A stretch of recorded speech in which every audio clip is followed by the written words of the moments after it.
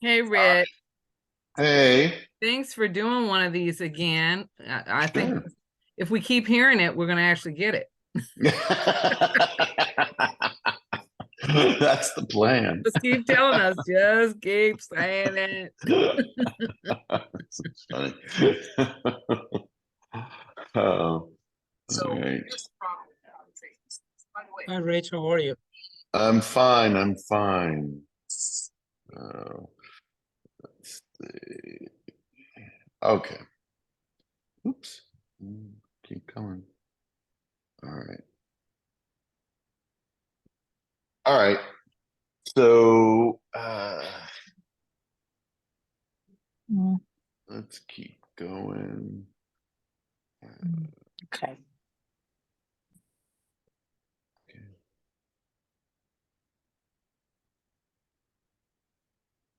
Okay. All right. So as you got the email, what this is about is the listening agreements, how to present the listening agreement in post lawsuits.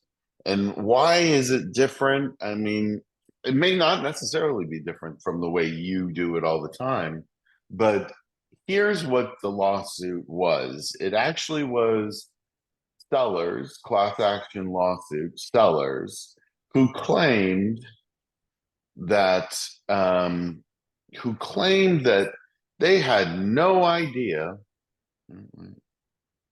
they had no idea that they were paying the other broker, paying their adversary, paying for the broker who represented the buyer. I had no idea.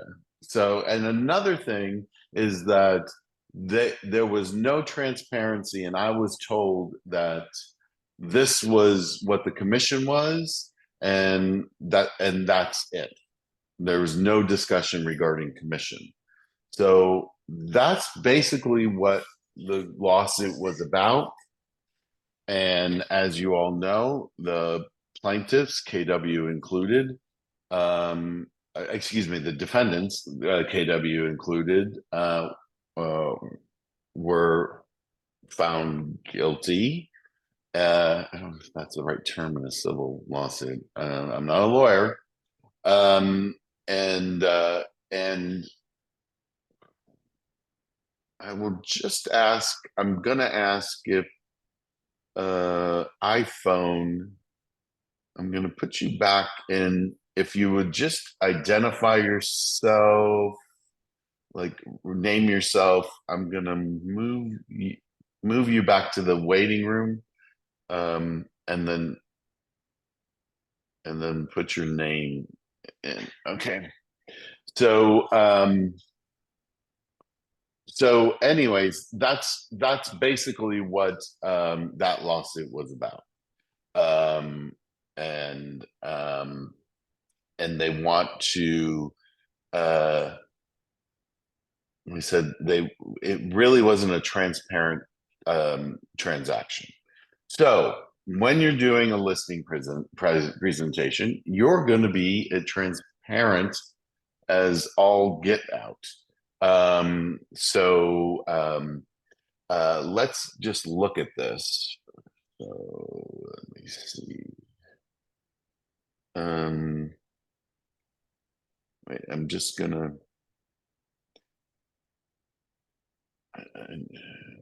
hold on one sec.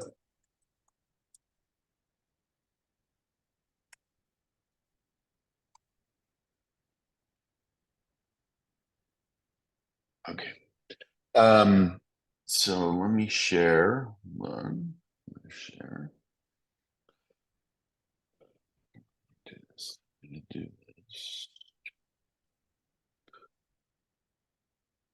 I'm gonna find it. Hold on.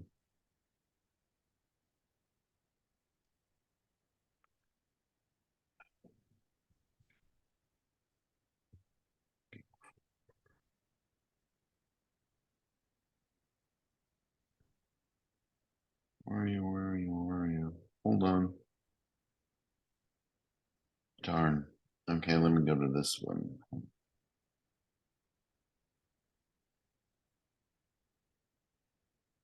Okay. All right. So what you're looking at is the residential listing agreement, the RLA, and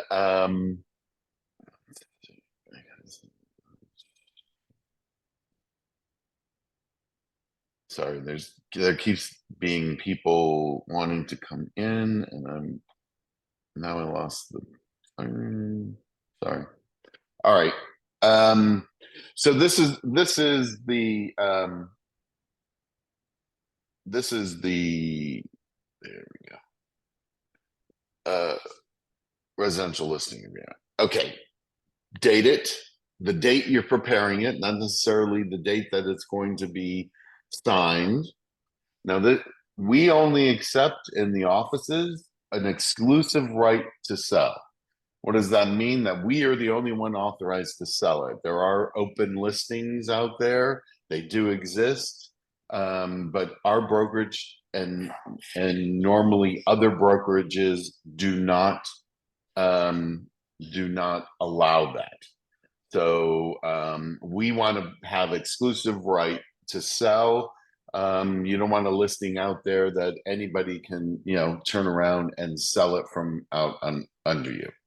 So the seller's name goes in up at the top, and if it's an entity, it's the name of the entity, like a trust or whatever. That goes at the top, and the broker is the brokerage. It is not your name. It is the name of the brokerage, and it has to have a beginning date. Now, a lot of people say, "Well, it's not going to be ready for a week, and I'll date it in a week's time." I don't suggest doing that. I would date it that day, um, and then it has to have an end date. Why would I date it that day? Because if you dated a week or two or how many days in the future, another agent can come around and say, "Hey, I hear you're thinking of selling your place, and I may have a buyer for it." And, well, I have a listing agreement. Oh, really? It's now because I don't see it in the MLS. Oh no, we're waiting because I'm not 100% ready, so it doesn't start for a week. Oh, really? My buyer doesn't care. If you let me bring him in, and maybe we can get this done right here, right now. And there's nothing wrong with that scenario. You don't have a listing agreement with that seller until that start date. So that's why I would date it the date that you are sitting down and having it signed, exclude it for the week that it needs to be off the market, and you now have a valid listing agreement. So make sure that you do that. I mean, that's the recommended course of action. So anyway, so it needs a start date, it needs an end date. I'm going to tell you right now that starting, oh gosh, I put those paperwork away. Oh, somebody has a question. Do you still use? Yes, we still use the SCLM, even though if you're with CRMLS, they just register it. They may at any time ask you for that paperwork for the SCLM, and you need to include it, and it needs to be signed by the broker or the manager of the office. The agent does not sign an SCLM. I can't remember. I'm going to be going over some new laws that the governor signed, and one of those new laws that the governor signed is that you cannot write a contract for more than 2 years. it cannot be a contract to sell cannot be longer than 2 years. Meaning, if you have it for a year and you extend it for a year, that's it. That's all you have. And why are they doing this? It's all because of these companies that were writing 40-year listing agreements and then putting a lien on the property, giving the seller money at the time, but saying, I'm going to have a listing agreement with you for 40 years. And so whenever you get a chance, whenever you decide to sell it, you have to come to me to sell it. And because I gave you some money up front, and if you don't, then I have a lien on your house, and so it was a real mess. So so that's why. So the governor has signed this law into effect, but I don't want to say it's in the future. I don't think it's January of 2024. I think it's later than that, but I'll go over this with each office as it is.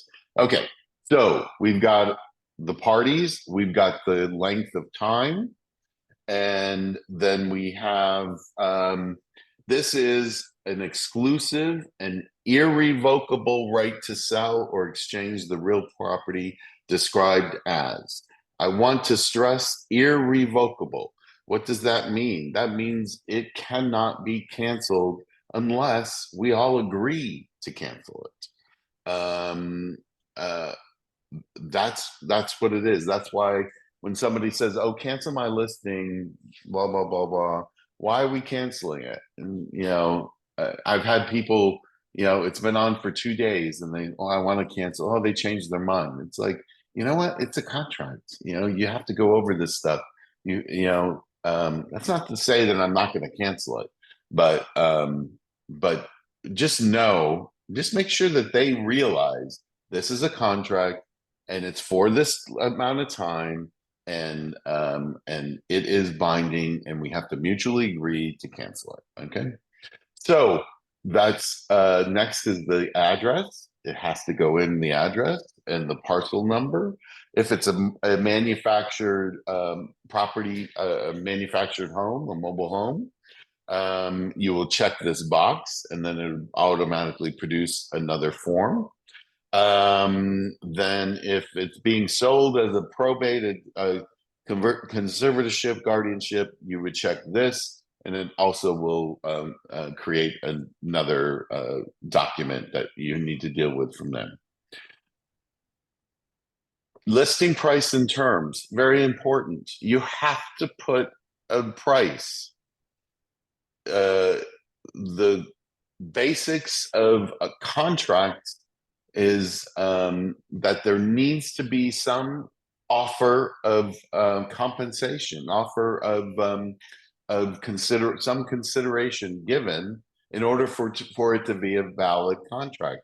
If you don't put a price on there, it's as you've learned in real estate school, it is voidable, meaning you take it to court, they can they can fight that, and they can possibly get it voided, and you're out. So make sure there is a price there. Don't leave it blank. Don't say to be negotiated. It has to be a dollar amount. So that's why it says dollars. Listing terms. Well, what would you put in listing terms? That you can put in. I've had agents lately who had a listing, and they paid for stuff, or and they want to be, if it cancels, they want that money back. You could put that here. You could put that broker and seller agree that that contract can be canceled with the 45-day or 48-hour notice, or whatever the terms. Those are some of the things that you can put in there. So Now, this next section, compensation, is the most important section that we're going to talk about today, is because this is the crux of this lawsuit. Now, yes, the lawsuit took place in Missouri. I don't know what Missouri's listing agreement looks like, but my guess, it looks kind of similar to this. And you know, it's not, it's disingenuous for the sellers, I think, to say, well, I didn't know. So number three, compensation to broker. And this, it has to be, you'll notice that it's bolded. So, and it has to be at least 10 points and bolded fonts. That's a requirement by California law. So the amount or rate of real estate commissions is not fixed by law. Please go over that with the seller. We do not fix our commission rates. They are set by each broker individually and may be negotiable between seller and broker. Real estate commissions include all compensation and fees to broker. So, one important sentence here, they are set by each broker individually. What you can't say, all the brokers in this area have determined that the compensation is 6%. You can't say that. Why? Because that is against antitrust laws. And you're basically saying that brokers have colluded and said, all of us are going to charge this amount of money. But you can say, my office asked me to get a commission on my listings of 6%. But that commission includes, and this is very important, compensating the buyer's agent. Because you don't want to give them the impression that you're getting the whole 6%, and you want to make it clear that they will be compensating the buyer's agent. And if they say, I don't want to do that, then they don't have to do that. You cannot say, well, but that's the way it's done. You can't say that.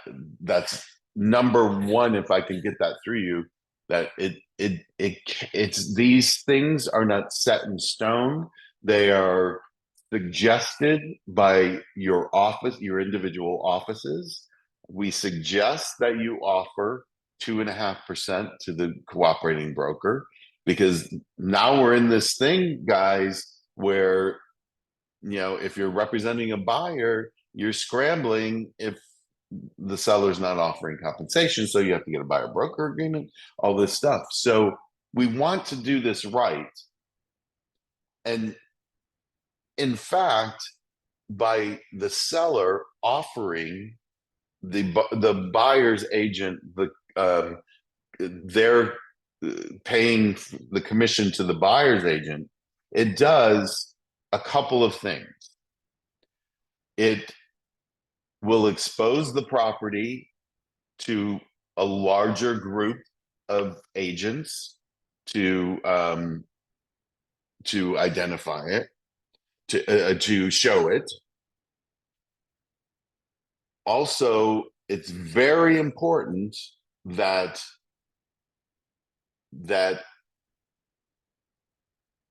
in right now, currently, commissions cannot be financed, so it may limit the pool of buyers, because then they would have to pay for the buyer's agent commission on top of their commission, on top of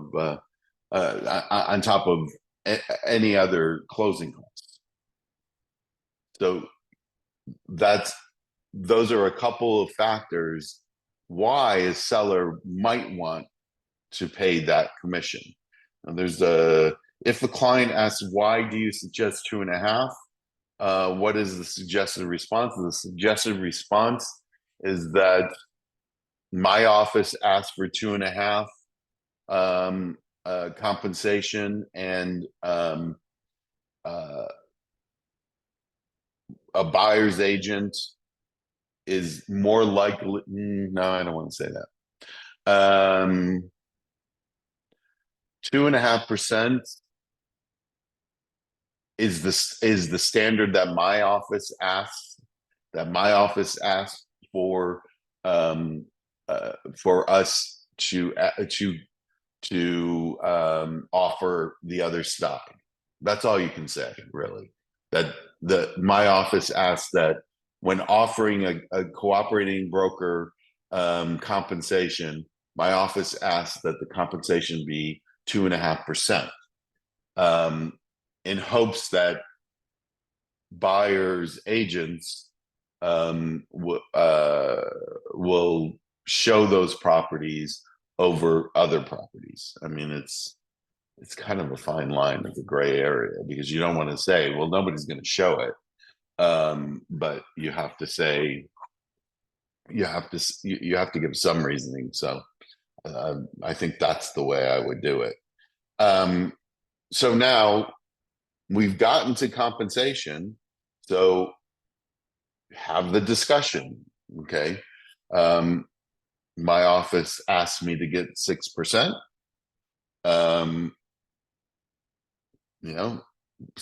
Feel them out.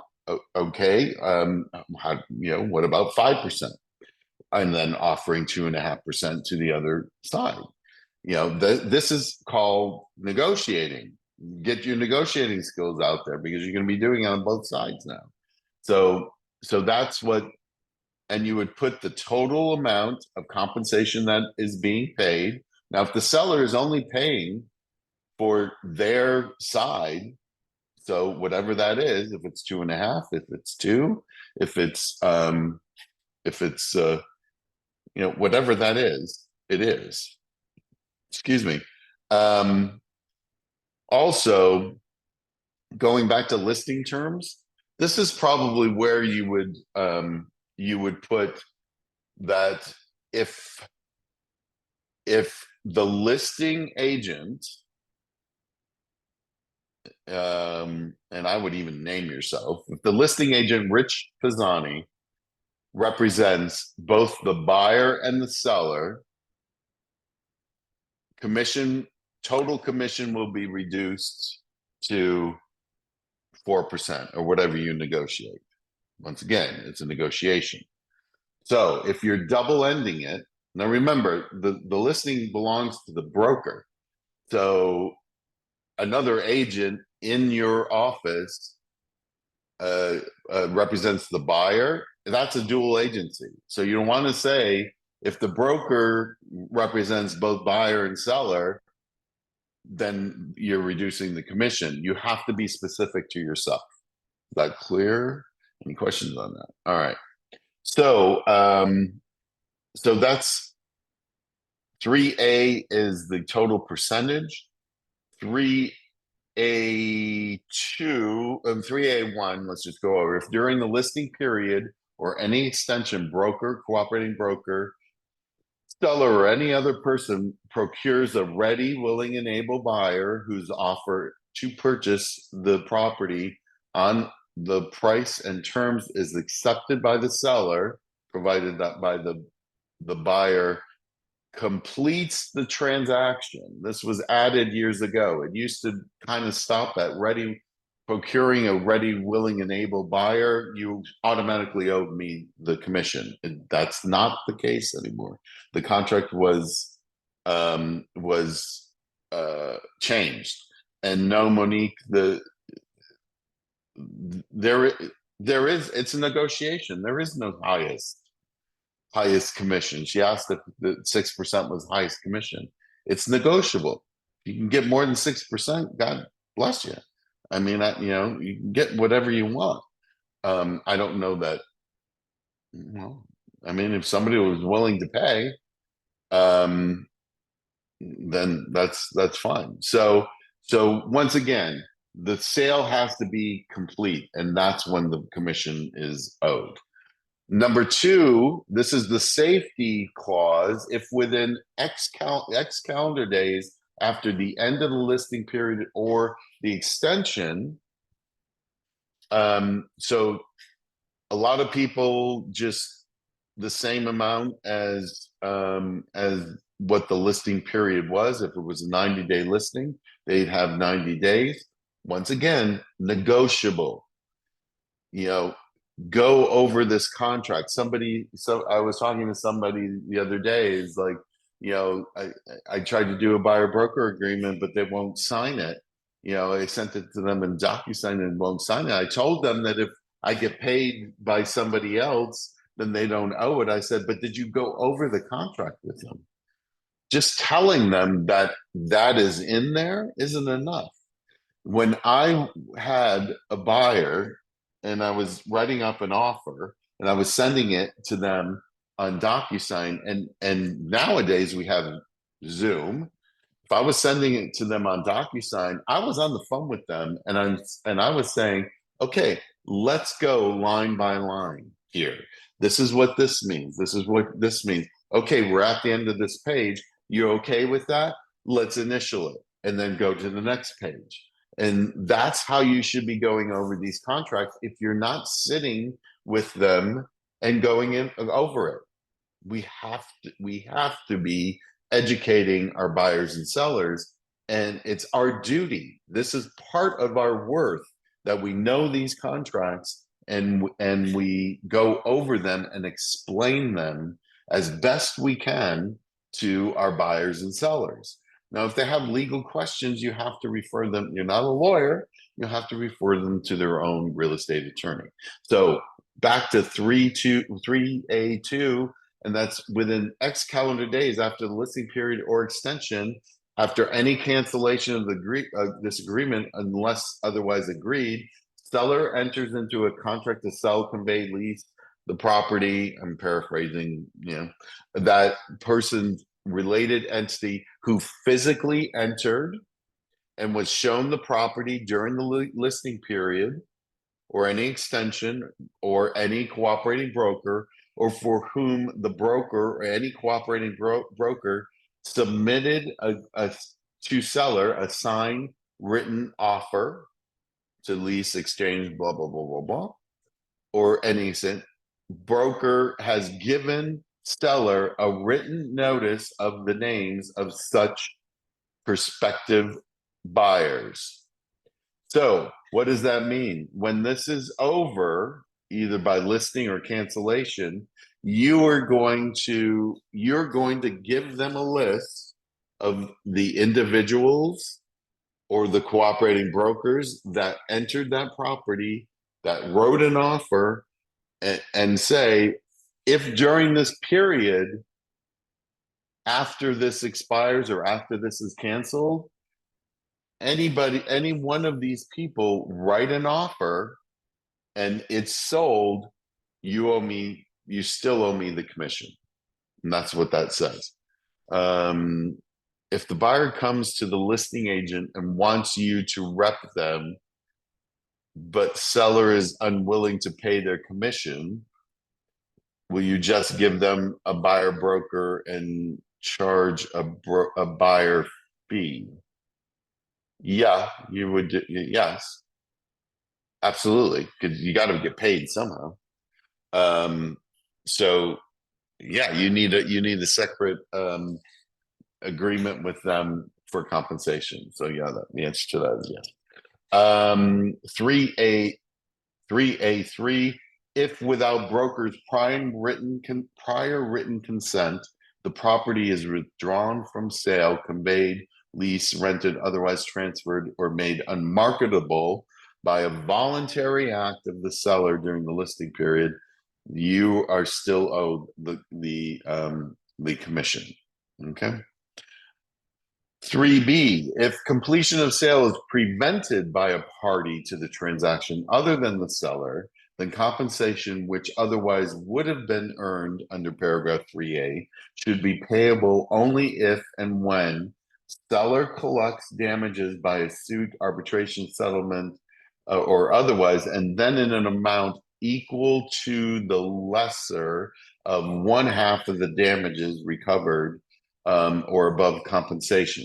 Basically, if the buyer backs out, defaults, the seller sues, and they get an award, then you as the broker, or the broker, is entitled to half of that award.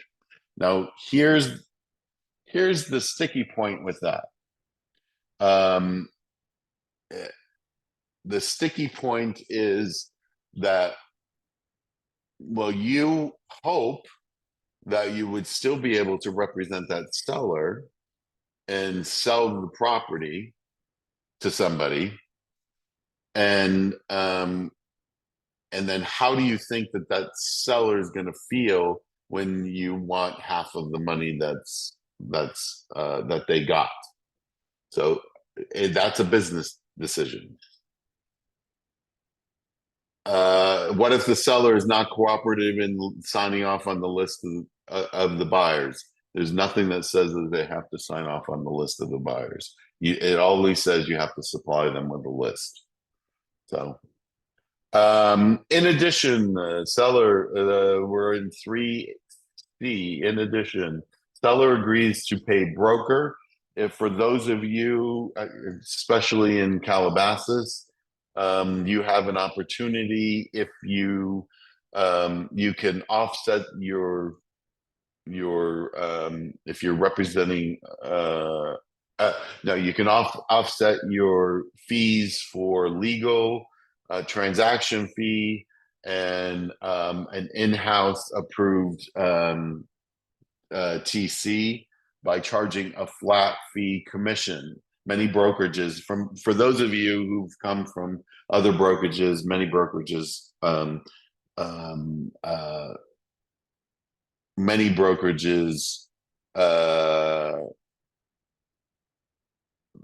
they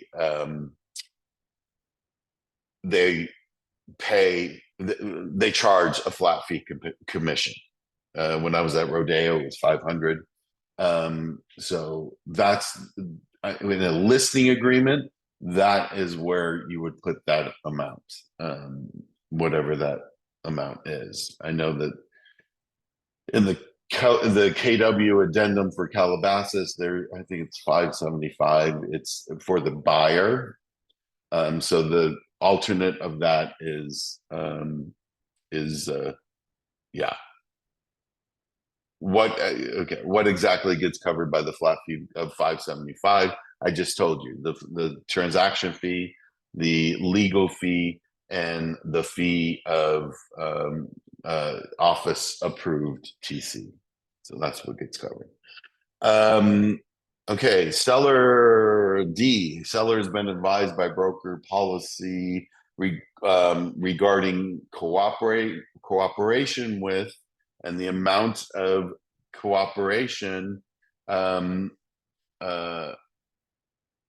compensation, offered to other brokers. Broker is authorized to cooperate with and compensate brokers participating through the multiple listing service by offering the MLS brokers out of brokers compensation. This is where you explain, you're paying 6%. I'm giving X amount of percentage to the cooperating brokers. So that's what you would put in, either by a percentage or a flat fee.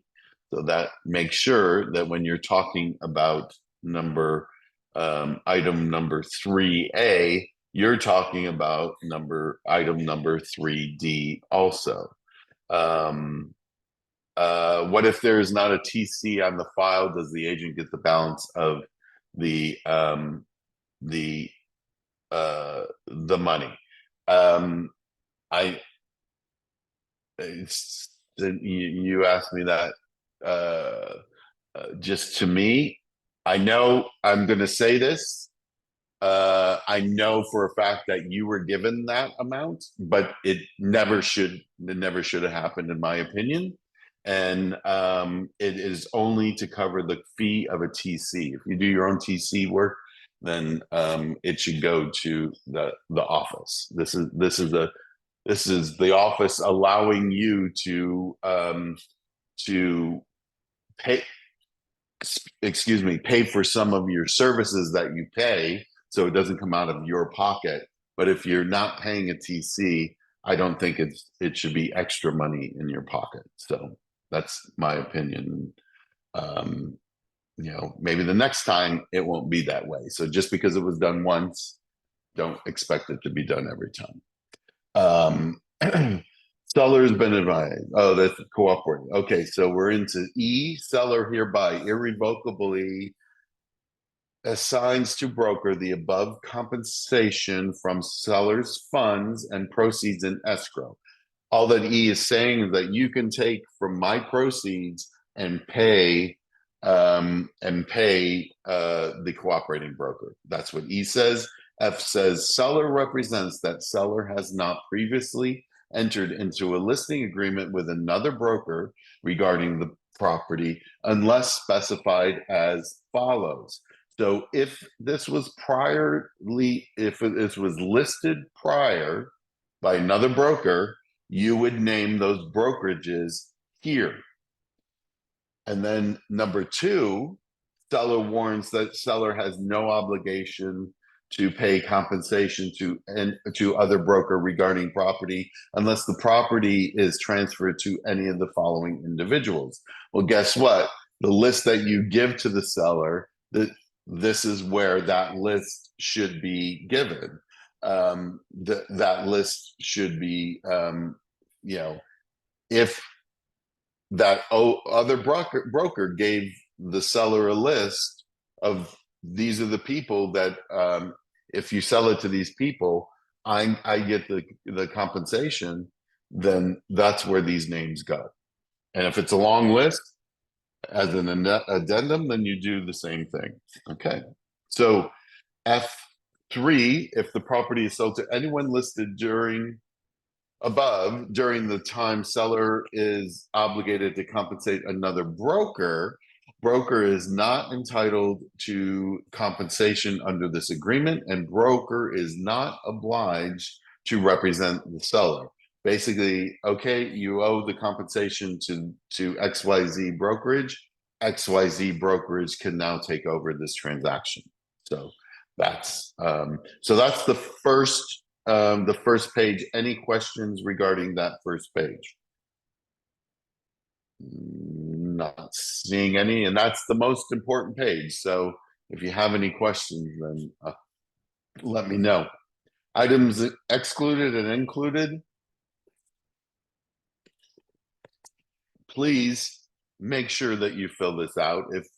If the seller wants grandma's chandelier, and they refuse to take it down, although you're really recommending that they take it down, then they should write that there. Included, you can write if they're including certain furniture or the washer and dryer, something that can be easily taken away. If it's a fixed, it's a part of the property. But if it, like the refrigerator, that can easily go. And so I would put that. Now, just because things are written here and things are written on the MLS, when you actually get these offers, make sure it's clear on the offer.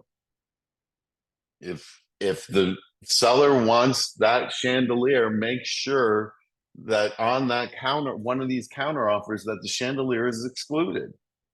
Make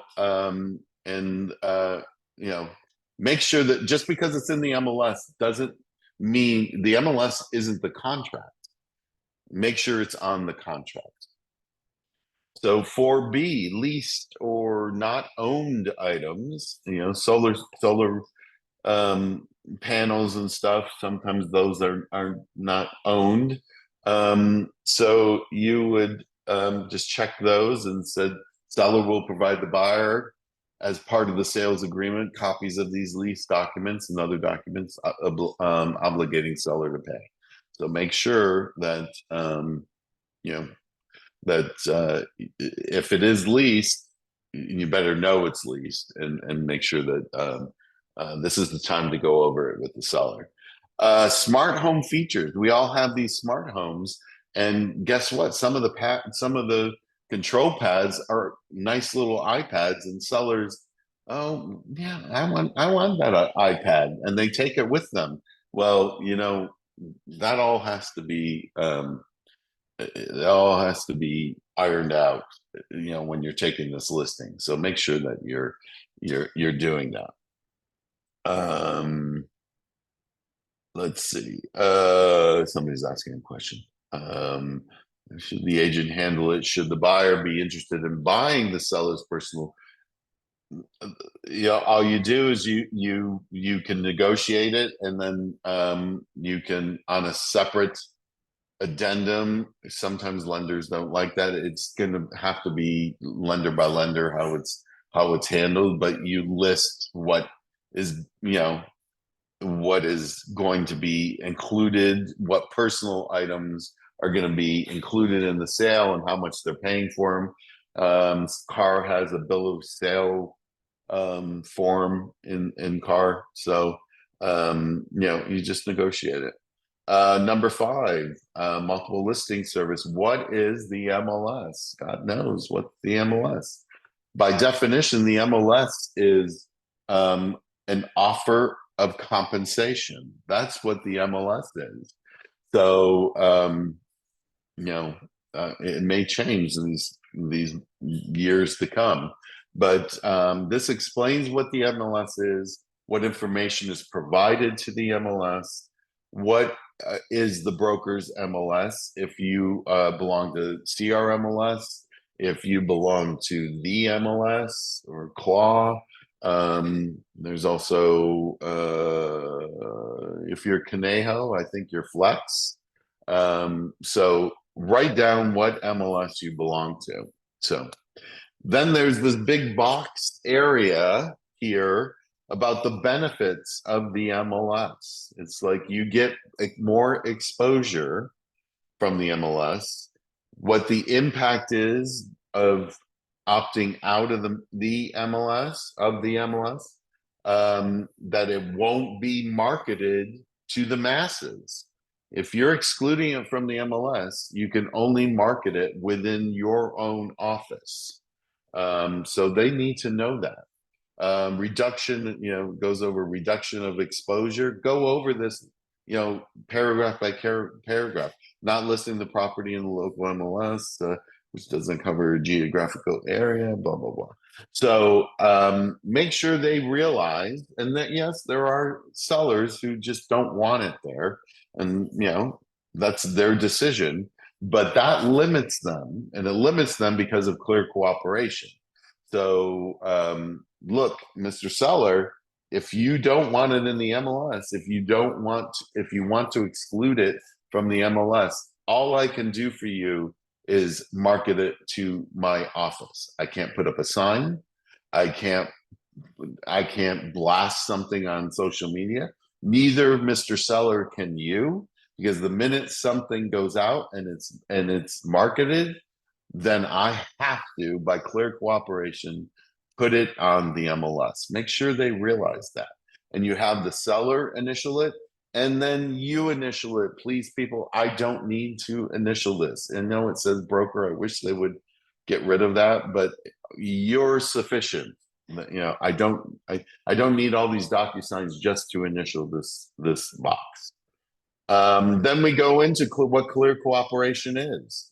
MLS rules require, you're never going to check do not require, because it does require that residential real property 1 to 4 vacant lots be submitted to the MLS within 1 business day of any public marketing. And it goes on to define what public marketing is in B. So this was page 2. Any questions regarding page 2? All right, I'm not seeing any. Coming soon. Oh, wait, I saw something. Wait. Sorry.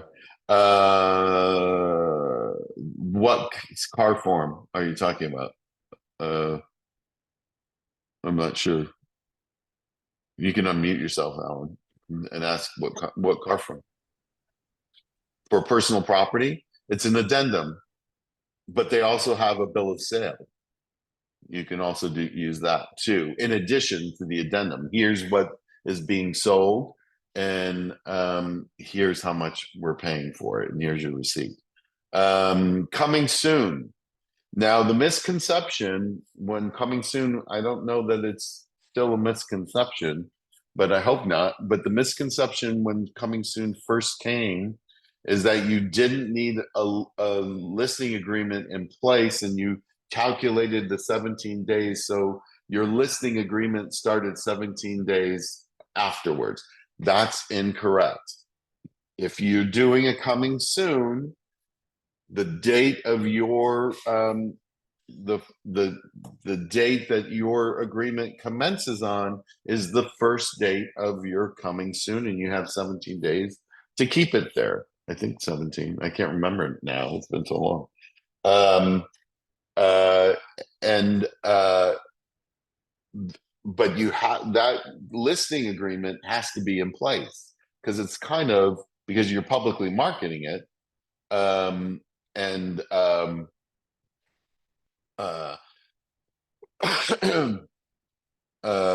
You're publicly marketing it, and that's why the agreement needs to be in place. So make sure that you know that. Now, both CRMLS and the MLS, they both have their own forms regarding coming soon.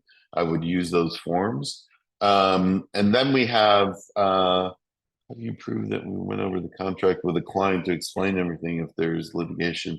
Well, you have this little thing right here, and if you're on the phone or if you're doing a Zoom, as I'm doing right now, I'm recording this Zoom. There's your proof. If you're doing it over the phone, you can show. I had a 45-minute to an hour conversation with my clients. That's when we went over the contract. Why else would you be talking to them for 45 minutes? I don't know. Okay, so seller instructs broker here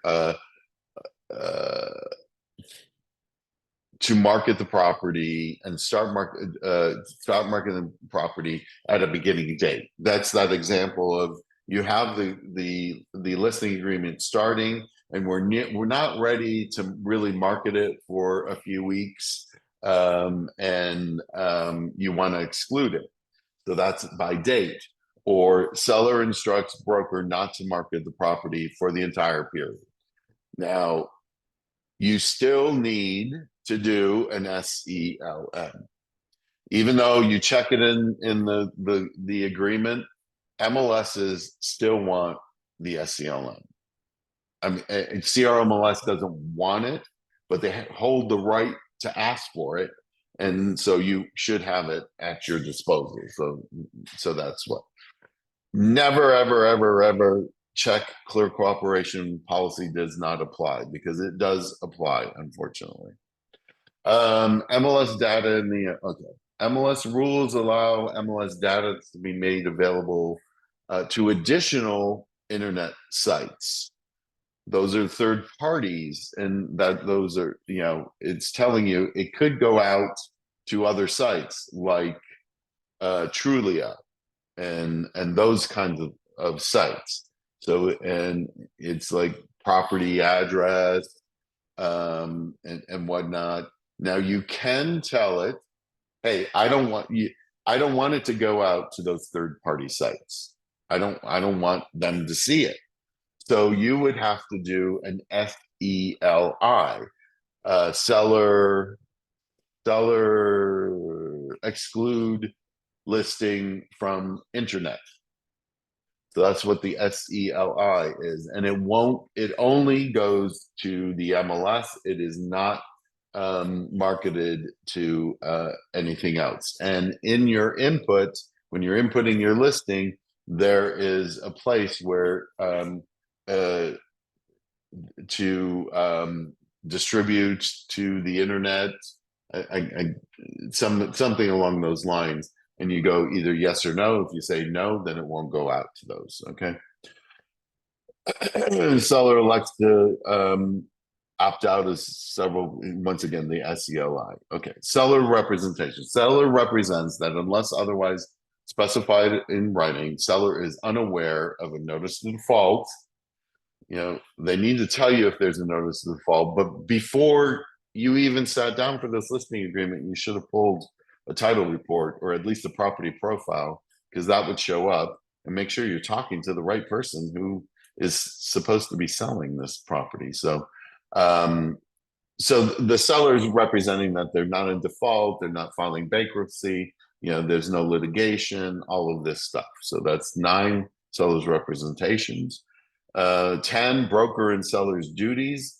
Hey, me as the broker, this is what I'm going to do. I'm going to order reports. I'm going to do my due diligence and find you the best buyer. I'm going to present the offers. There's a place here, seller instructs broker to present offers as soon as possible.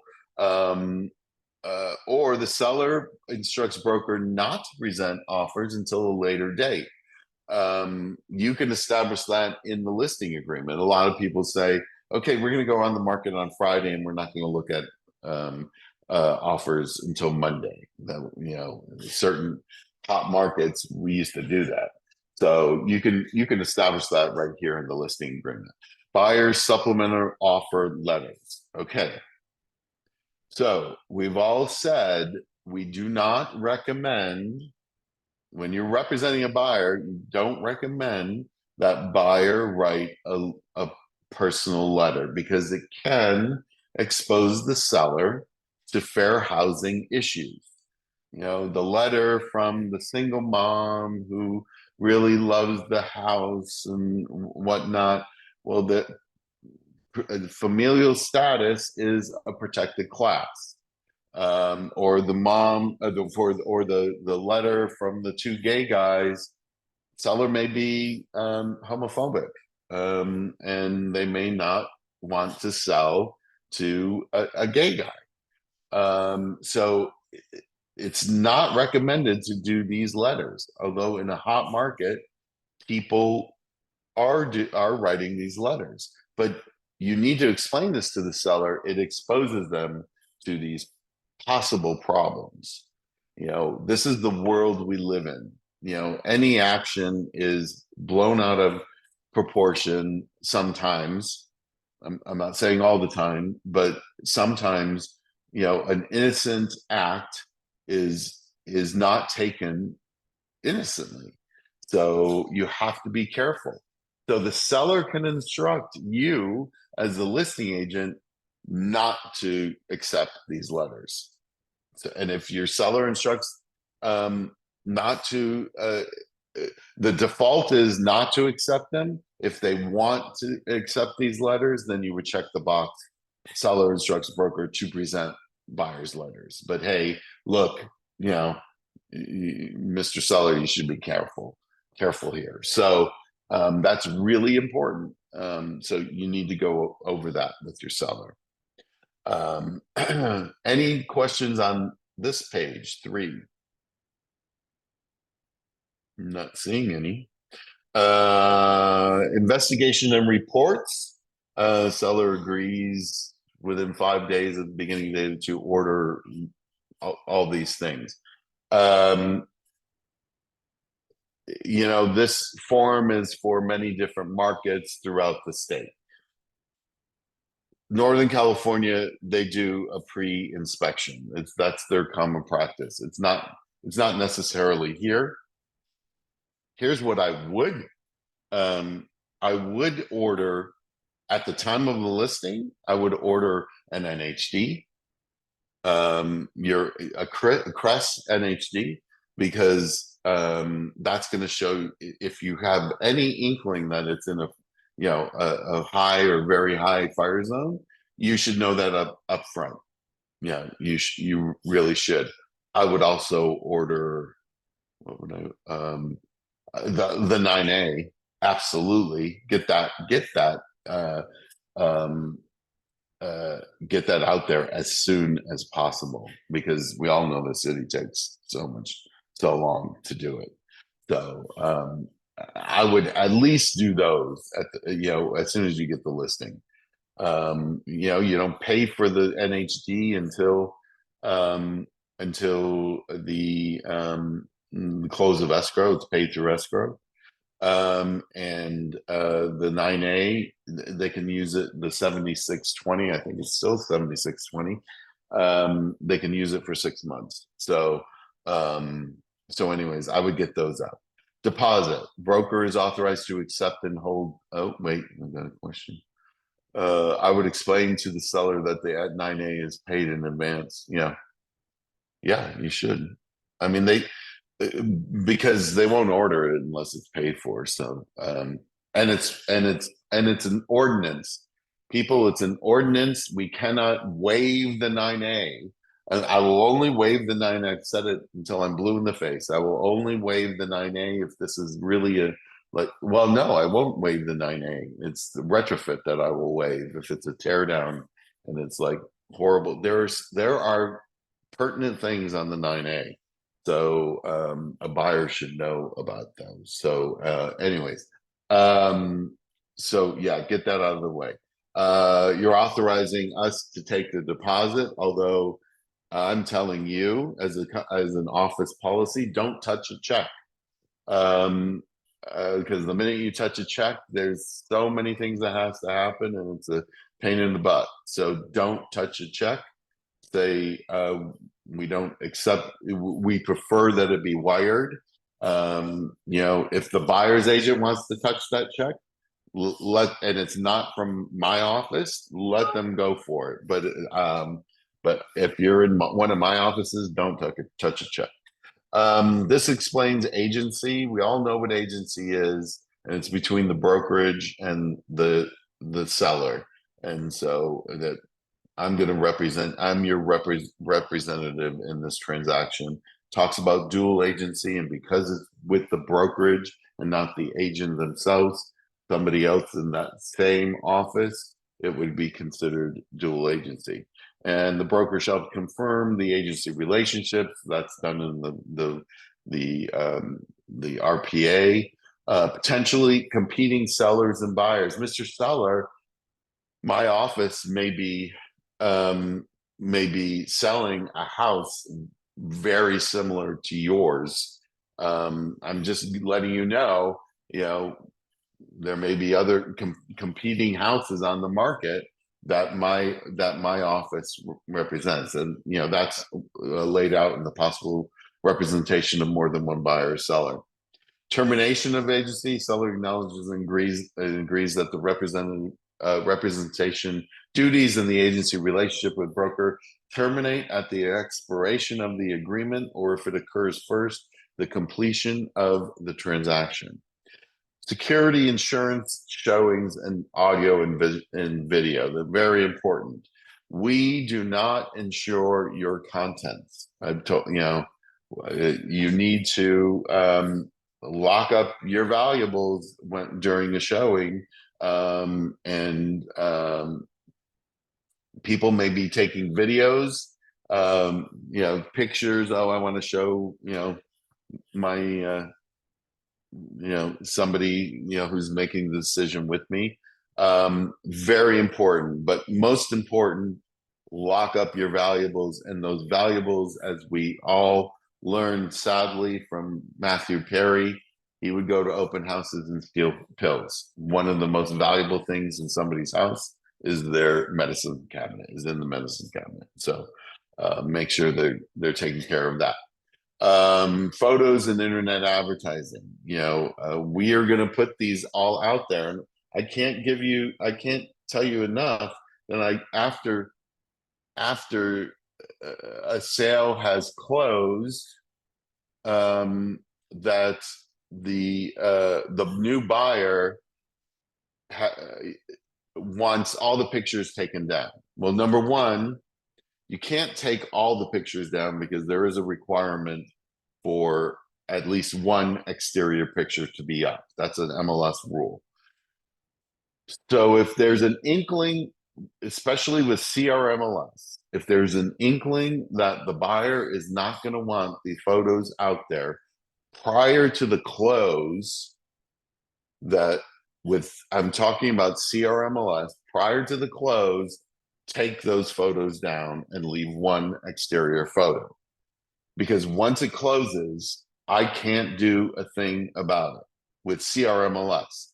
The MLS, on the other hand, they're a little loosey-goosey and they will allow you to manipulate those things.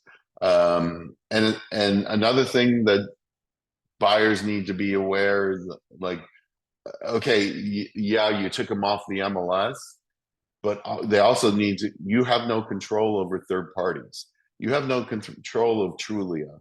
You know, there may still be pictures out there of your house. So there's nothing that we can do. All we can control is the MLS, and all we can control prior to the actual close on CRMLS. That's once it's closed, I can't do a thing about it. And actually, they won't take them down after it's closed, because one of the MLS rules is that there has to be an accurate historic representation of that listing. And part of that was those pictures. So, so I'm just giving you a heads up. Key safe. If you're going to use a key safe, there's a separate form that they need to sign also in order to use the key safe. Any questions on this page? Not seeing any. Tenant occupied. If it is tenant occupied, then you must use the TOPA form. No, that's for the sale. Sorry, but the tenant has to sign the elaborate on the key safe. It's if there's another form that there's an authorization that yes, you will allow me to use a key safe. That, I mean, it's as clear as that. And if it's tenant occupied, the tenant has to sign that. I mean, that's basically it. Sign, whether the seller wants to sign, doesn't want to sign. Equal opportunity housing means we're not going to discriminate. Attorney's fees in any action, proceeding, or arbitration between seller and broker arising in this agreement, seller and broker are each responsible to pay their own attorney's fees. So if it is an REO, you would check that box. Short sale, trust, if it's held in trust. And if, very important, if the seller intends to include a contingency to purchase a replacement property, say it here and make sure you put it in the MLS. It's so important that if this is contingent on finding another place, that that everybody knows about it. Most of you don't submit the listing agreement in the time period that you're supposed to. DRE regulations state that within 2 days after the full execution of the contract, the office needs a copy of this agreement. That's DRE rules. If I was to be audited and they knew that there was a listing out there of 1, 2, 3, 4, Main Street, and they asked me, okay, I want to see the listing agreement for 1, 2, 3, 4 Main Street, and I can't produce it, I get in trouble. So 2 business days after the execution of the contract, upload it to Command. Make a deal with your TC. I don't care what you do, or you can upload it yourself. It's not that hard. And just to make sure that we have that contract. And this goes hand in hand. The manager has approval over these things, or management has approval. If there is some wacky deal going on here that that we see within 5 days after execution, we can reject the listing. And I've never seen it, but it's possible. So the agreement shall be binding upon seller and the seller's successors and assigns. Meaning, if the seller dies, this doesn't end. They're still contracted to sell this. It gets complicated, but just know that just because somebody passes away, I think there just was a deal now that not too recently, like in the middle of escrow, somebody passed away. I know that there was a big one at Calabasas escrow and in the middle, and there was a whole, we couldn't, escrow instructions weren't signed, and within escrow instructions, it gives us the authority to have our lawyers go and do this procedure in order to say, okay, everybody agrees we're backing out of this, and the buyer can get their money back.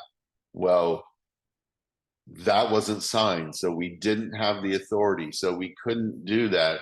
And the buyer was madder and madder and madder, and the listing agent is madder and madder and madder because they were double ending it. But our hands were tied.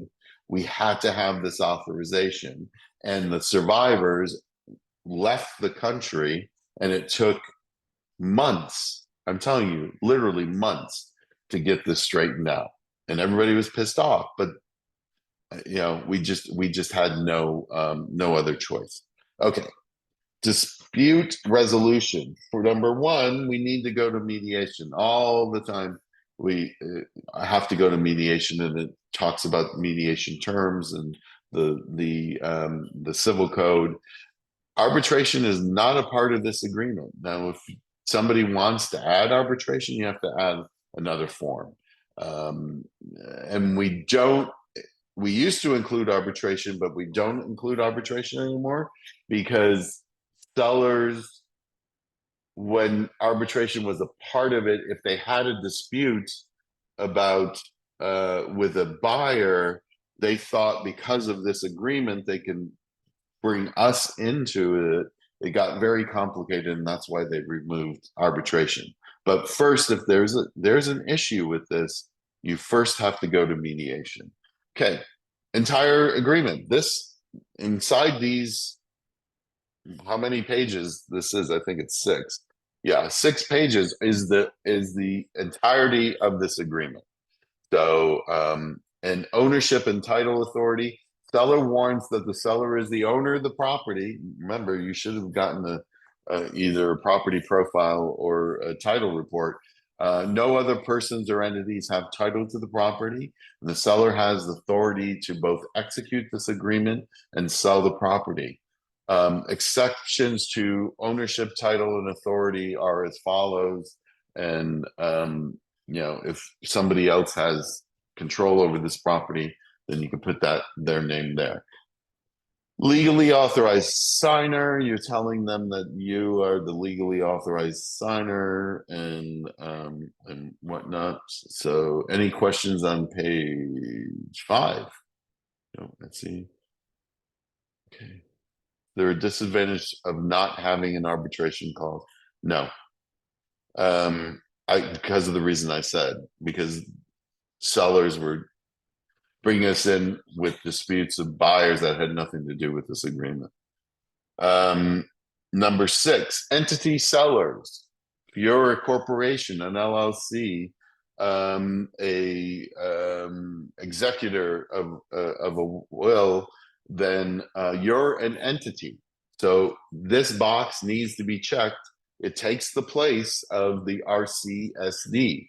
So if it's an entity buyer or seller, check this box, and in section number 3, the name of the legally authorized signer or signers is, and they even give you examples in 4 of how to do it, the trust thing. It's like John Doe co-trustee, Jane Doe co-trustee. The entity is the Doe Revocable Family Trust, and the signers are John Doe and Jane Doe co-trustees. So that's who would sign it, John Doe co-trustee and Jane Doe co-trustee, but the seller is actually the Doe Revocable Family Trust. So it's signed by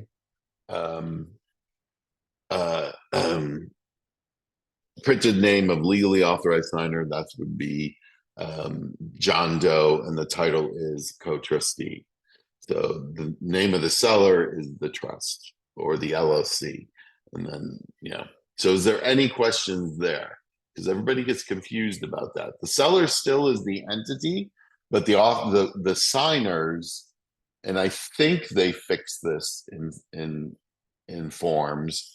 The signers are Jane Doe and John Doe co-trustees, because an entity cannot sign a document.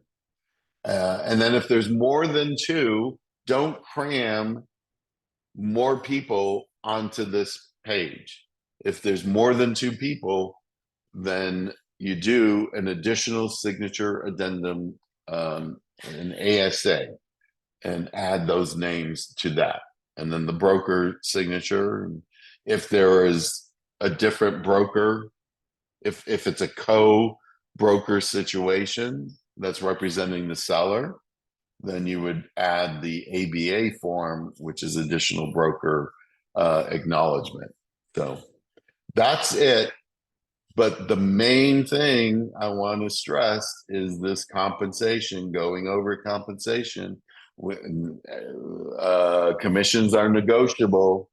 The office can set a recommended commission. The office can set a recommended commission, and the office can suggest a recommended cooperating broker compensation, and go over those, with your seller. And nothing is not negotiable, and a seller doesn't have to do cooperating broker. NAR said you can put 0 now. It used to be, it had to be like $1, but I think the MLS will now accept 0. So be on the lookout for that, by the way, because always be checking what the cooperating broker compensation is. And as soon as you're making an offer, print that out, because that's your proof that at the time the offer was made, this is what it was in the MLS. A listing agent can change that at any time and say, oh no, after you've submitted we changed that. And it's like, oh, I'm sorry, but when I made the offer, it was this. I actually had an arbitration with that kind of thing, in that my agent was the listing agent, and he rightfully was offering one thing. They had signed agreements, and then when it went into the MLS after the offer was made, the compensation in the MLS was higher. But my agent said, when you made this offer, we had an agreement at this price. My seller depended on you for this price at this compensation, but we hadn't had a signed deal, so it went out into the MLS, and he was offering X amount of dollars to everybody else, and we won that. So, anyways, this is anyway. How does a buyer handle a 0 compensation? in the MLS. Get a signed buyer broker agreement prior to showing any property. Then you don't have to worry about it. It's as simple as that. Before showing anybody any property, then you should have a buyer broker agreement in place. Maureen, you had your hand up.